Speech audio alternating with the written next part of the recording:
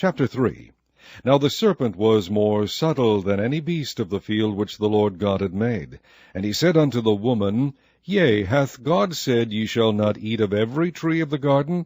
And the woman said unto the serpent, We may eat of the fruit of the trees of the garden, but of the fruit of the tree which is in the midst of the garden God hath said, Ye shall not eat of it, neither shall ye touch it, lest ye die.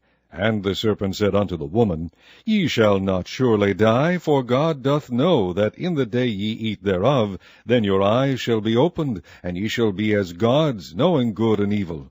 And when the woman saw that the tree was good for food, and that it was pleasant to the eyes, and a tree to be desired to make one wise, she took of the fruit thereof, and did eat, and gave also unto her husband with her, and he did eat. And the eyes of them both were opened, and they knew that they were naked, and they sewed fig leaves together, and made themselves aprons.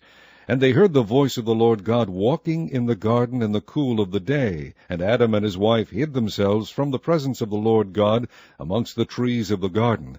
And the Lord God called unto Adam, and said unto him, Where art thou? And he said, I heard thy voice in the garden, and I was afraid, because I was naked, and I hid myself.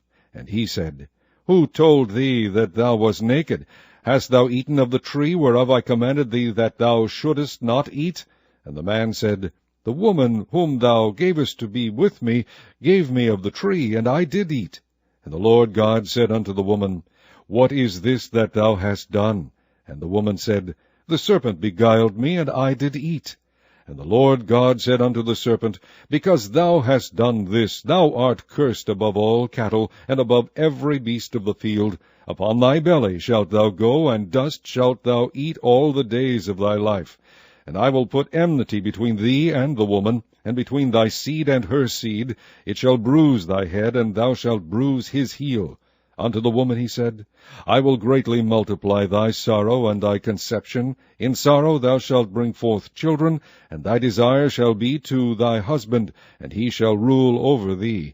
And unto Adam he said, Because thou hast hearkened unto the voice of thy wife, and hast eaten of the tree of which I commanded thee, saying, Thou shalt not eat of it, cursed is the ground for thy sake. In sorrow shalt thou eat of it all the days of thy life. Thorns also and thistles shall it bring forth to thee, and thou shalt eat the herb of the field. In the sweat of thy face shalt thou eat bread, till thou return unto the ground, for out of it wast thou taken, for dust thou art, and unto dust shalt thou return. And Adam called his wife's name Eve, because she was the mother of all living. Unto Adam also, and to his wife, did the Lord God make coats of skins, and clothe them. And the Lord God said, Behold, the man is become as one of us, to know good and evil. And now, lest he put forth his hand, and take also of the tree of life, and eat, and live forever. Therefore the Lord God sent him forth from the Garden of Eden, to till the ground from whence he was taken. So he drove out the man, and he placed at the east of the Garden of Eden cherubims, and a flaming sword which turned every way, to keep the way of the tree of life.